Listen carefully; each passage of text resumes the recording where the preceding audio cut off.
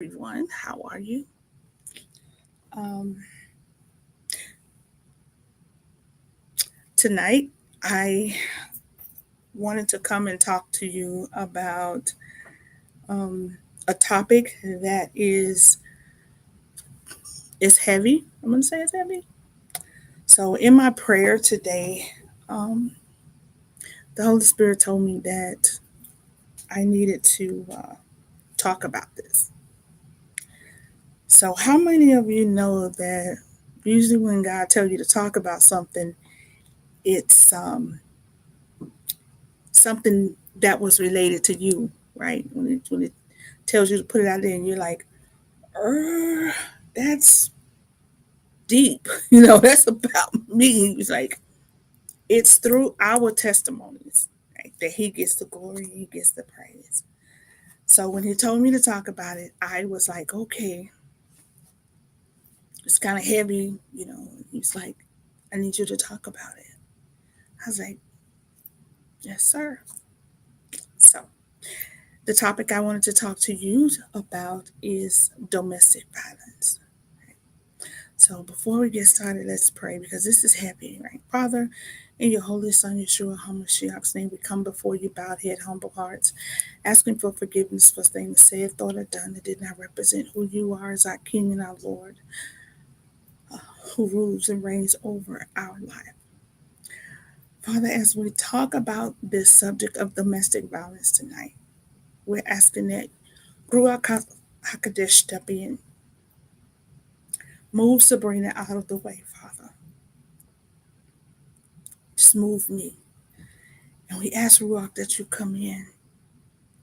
And may your healing virtue, may the words that you want for those that need to hear this, for those that are hurting, Father, that you send them the healing that they need, the help that they need.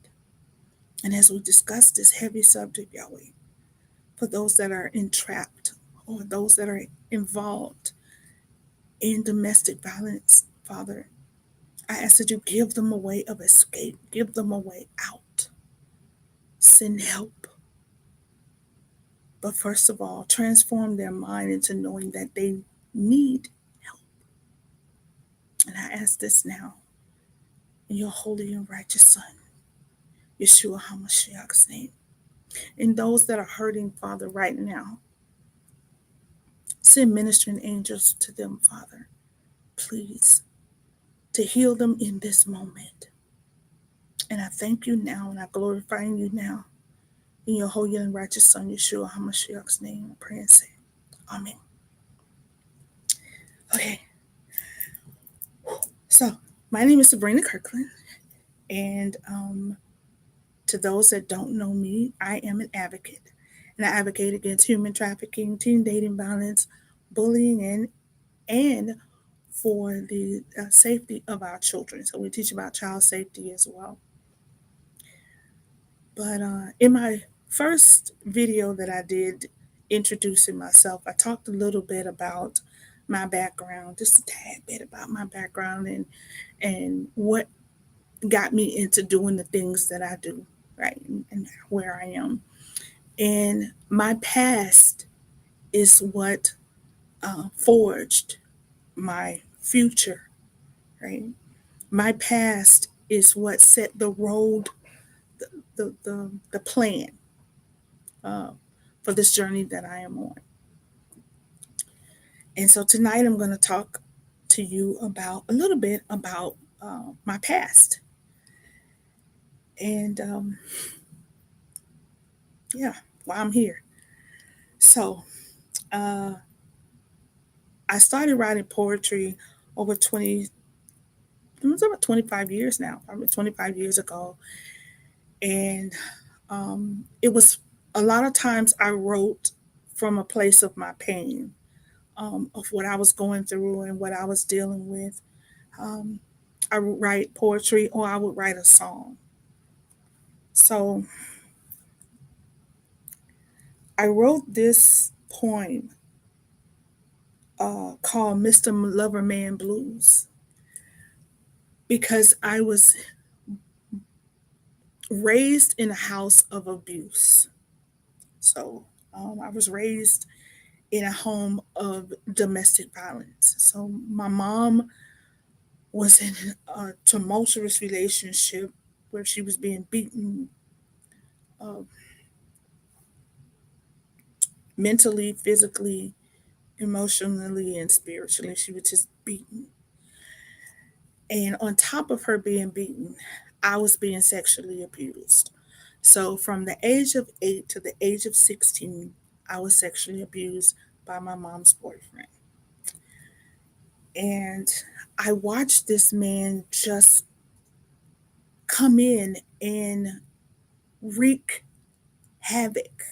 So the Bible talks about the enemy being, Satan being like a roaring lion. He comes in to seek whom he can destroy. And that's just what he did. He came into our home and he just destroyed our lives, right?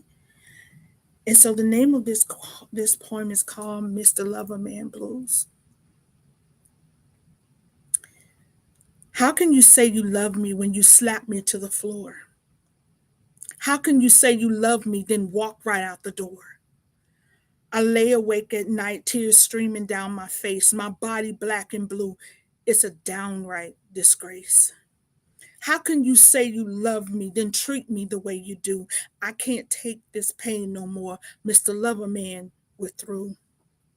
Then, right before my eyes, you totally transformed. The old you come back, and my love for you reborn. Flowers, candy, and a gift seems all that it takes to make me forget the pain. What an awful mistake. Hello again, Mr. Loverman. The abuse of you came back. Another bruise. You just don't know how to act. Goodbye, Mr. Loverman. How could you treat me wrong because of your abusiveness? My love for you has gone. Goodbye, Mr. Loverman. This love affair won't do. Pack your things. Get out of my life because this love affair is through. So I'm reading one of the poems out of my book that's coming. Um, so I took a lot of the hurt and the pain. And when the father told me I had to write a book about it, guess what? I had to write a book about it. It's a lot. So it's a book of poems. But it's called Letters to Yahweh, which we're looking to come out later this year. But um, I thought this would be a great opening to talk about this conversation.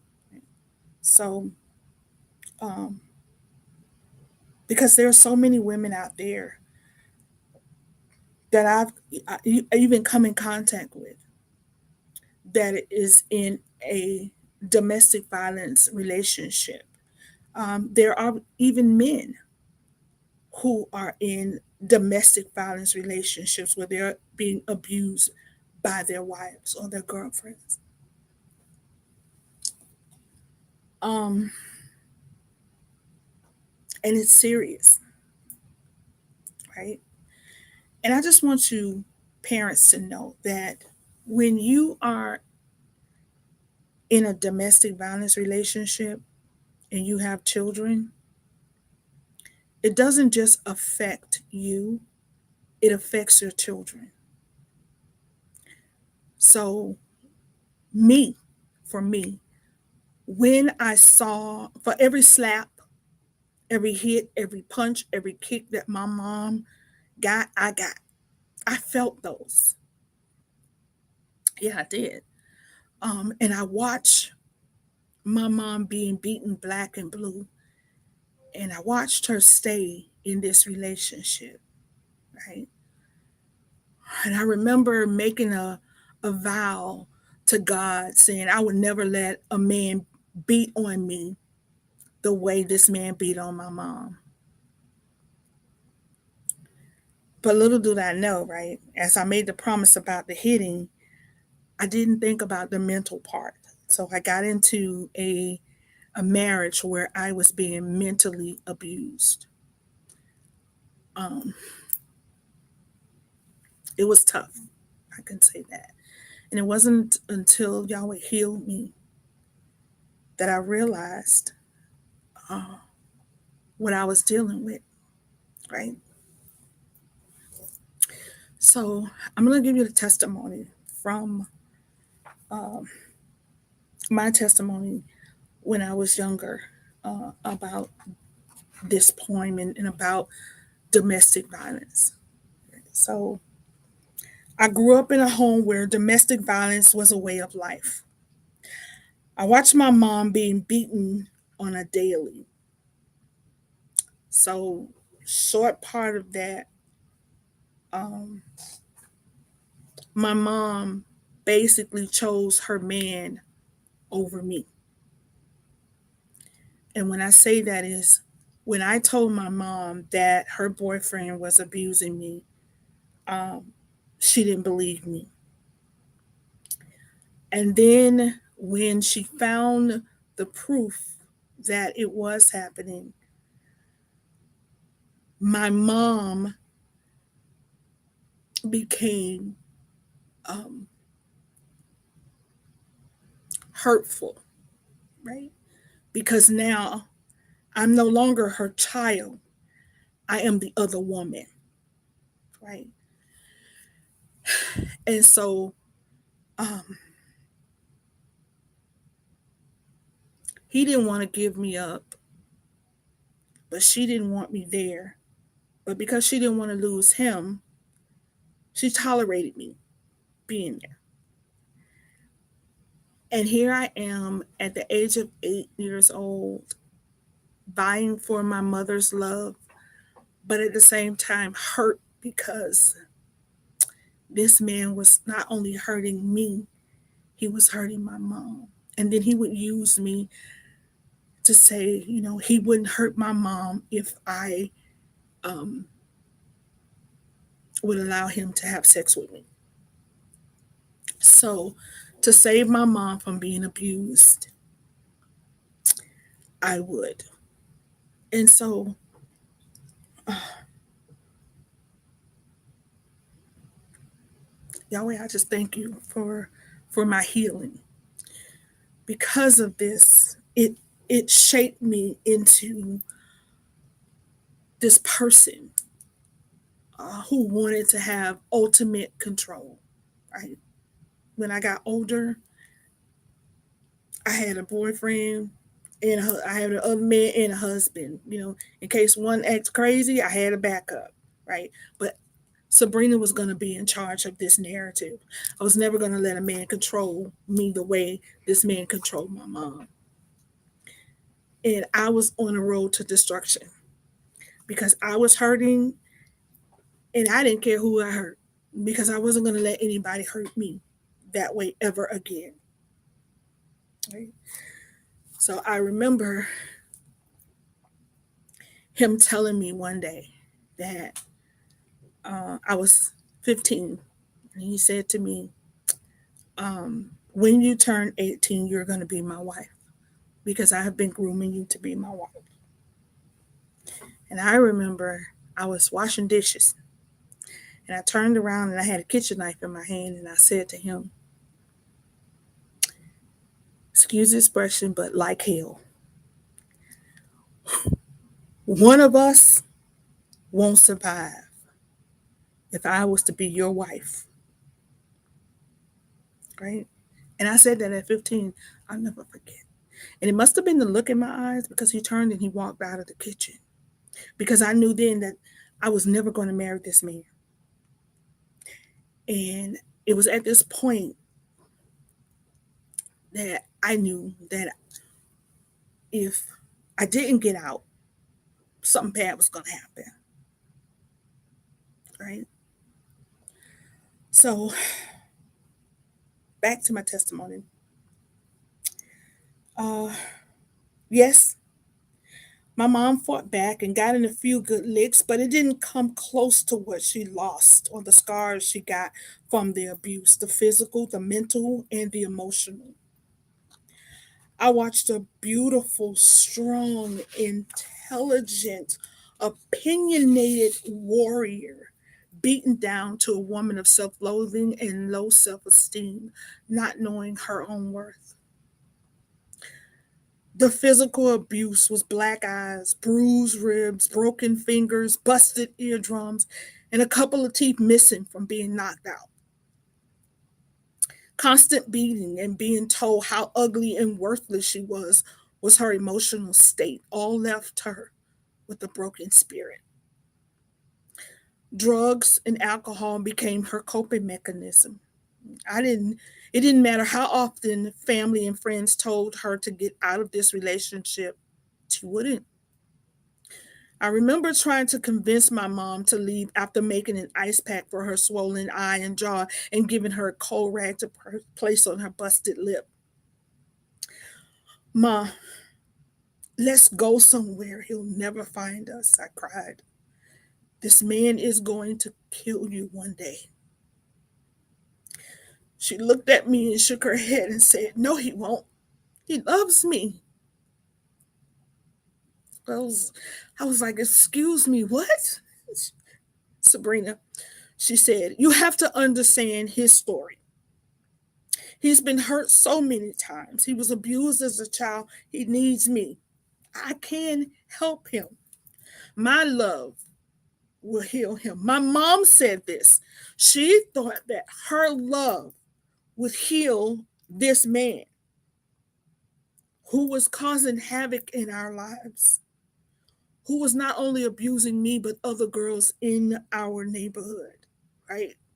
She thought she could heal him. And I stared at my mom like she was an alien from the planet Clueless. And the entire side of her face was swollen and her eyes were almost shut. I looked at my mom and I said, Mom, are you hearing yourself? Do I need to get a mirror so you can see yourself? Help him. Heal him. Are you kidding me? This man is raping me and beating you half to death, and you want me to understand him?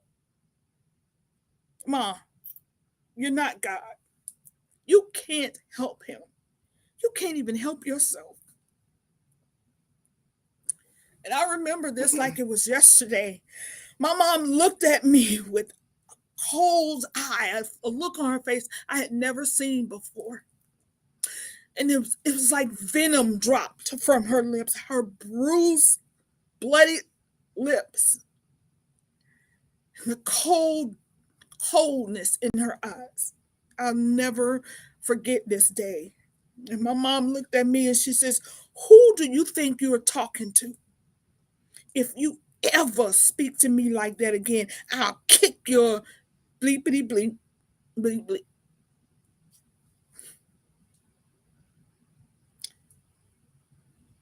I didn't know how to respond to that. I didn't even understand it. I was 15 years old and I didn't understand this kind of relationship. And I made a vow that no man would ever beat on me the way this man did my mom. So uh, I wrote this poem, and to just fast forward years later,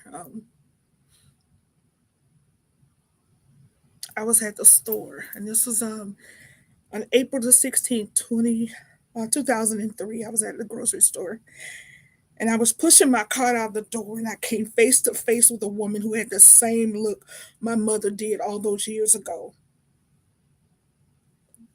broken. And it was like at that moment, every memory came rushing back at me. And I pushed my cart as fast as I could to my car, and I threw my groceries in the trunk.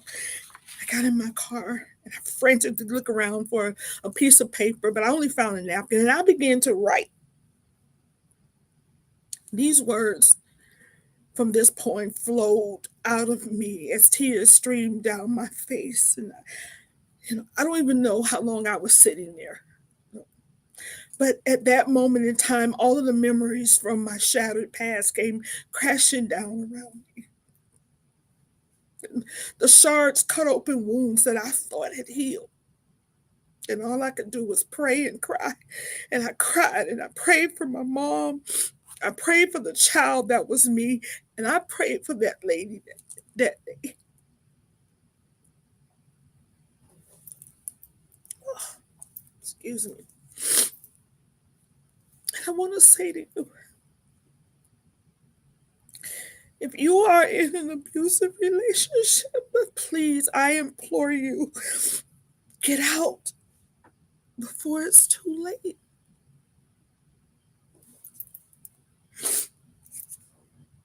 Get out.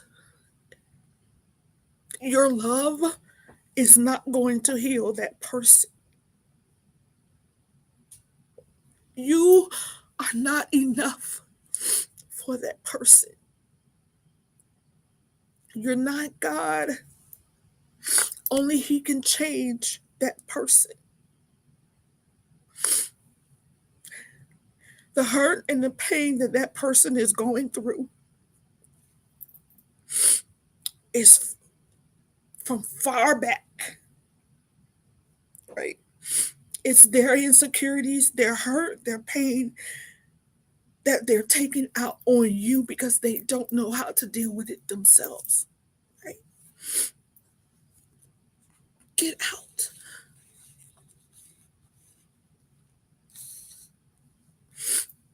The Bible talks about it in Colossians 31 and 19.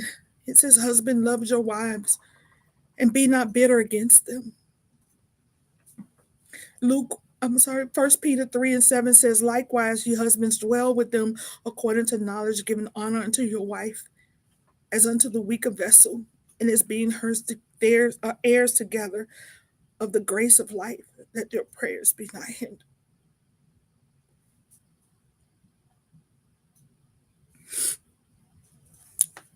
If you are in a domestic violence relationship, get out. Ladies, men, if the person that you're with tell you they love you to death, believe them, because they will love you into the grave if you allow it. Get out. It's not worth it. And in case you don't know, you're like, well, Sabrina, I understand what you're saying, right? But I'm not in an abusive relationship. Okay. If your relationship, if your abuse is physical, emotional, sexual, or if that person that you're living with is controlling the money, guess what? You're in an abusive relationship. This is a form of control, and it is meant to frighten, harass, hurt, and intimidate or humiliate you. It's domestic violence. You hear me? The signs of abuse is control, where the person controls your finances, like I talk about. Abuses come. They maintain all the money. They hold on to your money, and they give you. And I watched him do this to my mom. My mom would go to work, and I remember so clearly her coming home. Before she came home, she had to cash her check. She walked in the house and she had an envelope in her hand. And this man did not work. I just want you to know, the entire 8 years that he was in our life, he did not work one day. He stayed home all day. I got home from school. He was home, ready and waiting, right? My mom would go to work. She was working 2 jobs. And I never forget, I seen her come home and literally give her the envelope from her pay. And he would take the money out. He would count out a few dollars for her. And he'd give it to her, tell her to go grocery shopping, and he would keep the rest. Yeah. There's also sexual abuse. Ladies, if you are in a relationship or you're married, and you say the word no, and your husband or your boyfriend forces you to have sex, that's rape. What, Sabrina? Yeah. And if that's continuous, that's abuse. You're not someone's property. If you go somewhere and they tell you you got to be back at a certain time, or they're monitoring your time, or they have a tracking device on you, or when you out, you're getting 50 texts and phone calls, guess what? You're in an abusive relationship. If that person is putting you down, doesn't matter what you say, they tell you, oh, your hair looks so nice today, or if somebody give you a compliment and they turn around and don't let that go to your head. You ain't that cute. Don't let that go to your head. Don't nobody want to be with you. I'm only with you because I feel bad for you. And guess what? I'm the only one. Nobody else gonna want you. Those are lies from the pit. You're in an abusive relationship. Guess what else they'll do? They don't mind embarrassing you in public and making you feel small, or throwing in these little off the wall, uh, uh, uh, um, belittling words, little words that put you down. Your wife is so wonderful. Oh, she's a great cook. Yeah, but sometimes her food is too salty. I can't eat it. Hmm? Yeah, that's called abuse. You're in an abusive relationship. If you're with someone that is so jealous that they're jealous of their own shadow, okay, yeah, I'm being funny, right? But no, I really mean that. If you're walking and they shadow happen to cover you and they get mad because they shadow covered you, guess what? Get out, because they crazy. They jealous of their shadow touching you. They're jealous if someone looks at you. You didn't say anything. Just looked at you. All heck break loose. Get out. If they start isolating you from your friends, something wrong with Tammy, Jennifer, and Jane, because they're telling you, girl, something ain't right about this man. You need to let him go. And he's telling you, yeah, your friend's jealous because they don't have a good man and they're trying to take you away from me. You need to let him go because they bad news. And then they will turn around and come up with all these excuses, and they'll come up with all these little lying stories on your friends that's trying to help you. Next thing you know, you stop taking your friend's phone call, you put him on block, and guess what else? You don't even go see him no more. Why? Because now he's pulling you away and isolating you from friends, and he'll do the same thing to your family. He'll even tell you your mama trying to split us up, baby. You need to let her, stop going over there. She's talking crazy to you. You know I love you. That's abuse. That's called isolation. Then it's the threats. Then it's the punching and the kicking and the hitting. Wait, that first slap is the door slap. When they hit you the first time, that means you were packing your stuff and walking out the door. Don't fall for the tears, baby. I didn't mean it. I just was just so many things going on at that time. That first tap was the first slap was the test slap. That's to see if they can hit you again. They need one or two things. I slap you. One, you didn't slap me back. You didn't shoot me. You didn't cut me. Okay. Woo. All right, good. I had to test the waters first to see how far I can take this. And because you didn't act out and you didn't go to the police, you didn't call the police, and you didn't go to your family, good. And yes, ladies, we have those families, these women that are back in the day to say, if a man hit you, it's because he loved you. If a man hit you, it's because, something you did. I want to say it right now. I break those generational curses over you right now in the mighty name of Yeshua HaMashiach. If the family that you are living in is a family that has been abused from grandmama to great grandmama to great grand grandmama to granddaddy, I break every generational curse of domestic violence and abuse over your life right now in the mighty name of Yeshua. No more abuse. No more hurt. Let's get that out the way right now. Let's break all of them. And you got to do this over your family.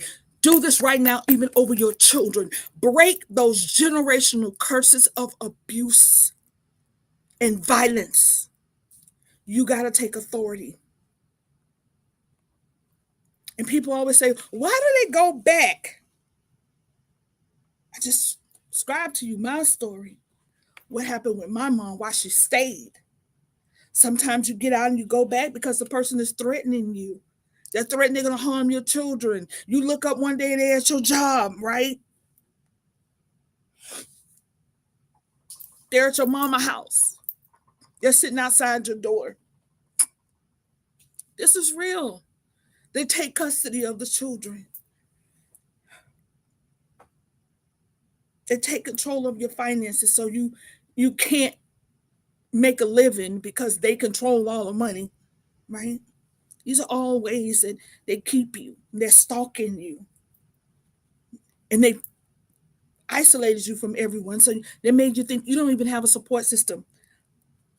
But I want you to know that there is support and there is help. Ladies, right now. Men, right now. Even youth that are watching this. And you're in a domestic violence situation where you're going through all the things that I just described right now. The universal signal for help.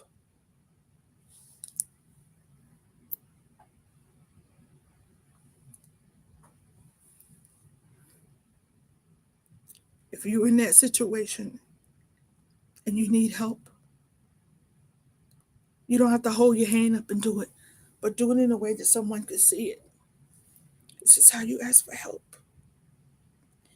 And for anyone that is seeing that, call 911. Because that day could be the day that you save someone's life.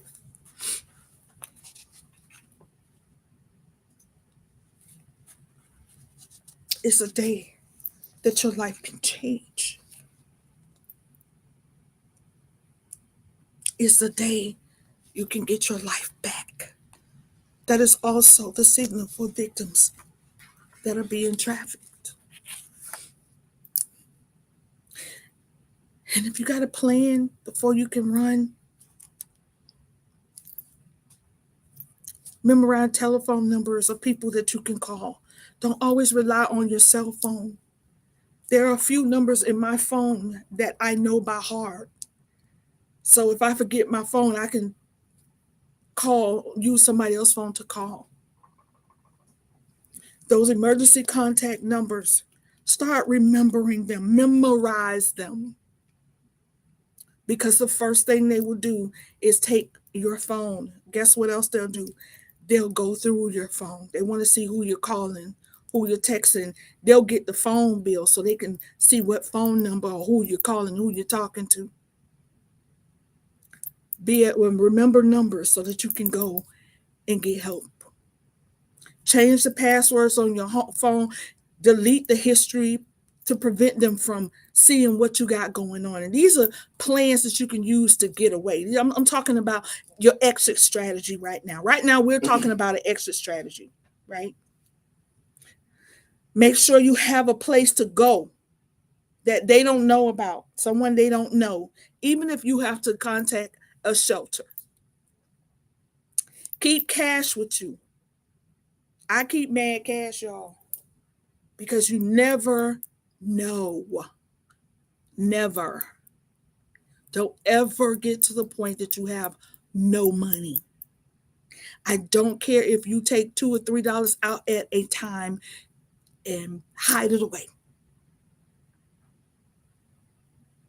Have mad cash. Establish a code word with your friends. And that code word could mean them calling 911 for you. Your hurt, your pain is not a shame. Stop suffering in silence. It's not doing anyone any good, and it's not helping you. Don't suffer in silence. Make sure you have a bag packed, a overnight bag packed, just in case. Hide it away somewhere that you can get to it, even if it means somebody else holding that bag for you. Get a separate bank account in your name. Open up another account. And whenever you can, remove the abuser as an emergency contact. Make sure that you memorize a woman's shelter just in case, right? These are things that you can do for yourself as you plan your exit strategy. And for those that are in your life, for those that are in the lives of those that you know that are being hurt and they're just not ready yet, but be on standby.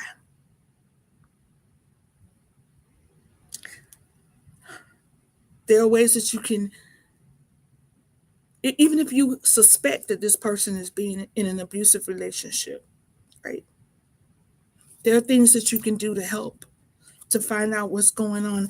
Ask the question, express your concerns, listen and believe them. Assure them that you care and they're not crazy, right? Let them know that they don't deserve the pain and the hurt that they're going through. Respect their choice. Don't pressure them to leave, but be there when they're ready. Don't get frustrated, angry, or upset with a person that is in an abusive relationship because mentally they are not ready yet. If you push them, you will cause them to lose their life. Please just listen and understand. And when they tell you that they're ready, be ready. Help them build up a support system. Be patient.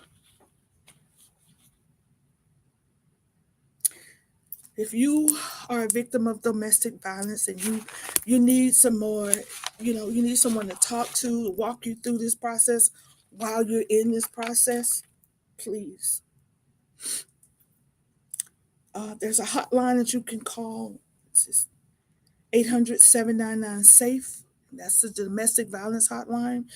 800-799-SAFE, which is 800-799-7233. Or you can text START to 88788. Text the word START to 88788. Okay. And I want to pray with you right now. Father, in your holy son, Yeshua HaMashiach's name, I pray for every woman involved in a domestic violence relationship. I break the cycle of abuse over them right now in the name of Yeshua HaMashiach. Father, I ask that you send help. Please give them a way of escape, Yahweh. If there are children in this relationship, please cover and protect them.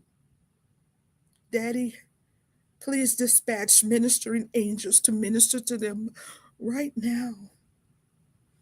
I curse the spirit of domestic violence, anger, rage, insecurity, abuse, control, murder, suicide, and bondage in the mighty name of Yeshua HaMashiach. I dig you up, I bind you, and I send you back to those dry and uninhabited places. Yahweh, I ask that you heal this woman or this man and their children. Take them to a safe place in you as you heal their wounds and mend their hearts. I pray this prayer in the mighty name of Yeshua Mashiach. Amen. Again, if you are in a domestic violence relationship, please, I implore you, get out. get help, be safe, survive, live so you can heal and be the person that God created you to be. Be with the person that God created that will love you, care for you, nurture you, and love you the way He intended. I thank you all for listening. Be blessed, be safe, and have a wonderful evening. Good night.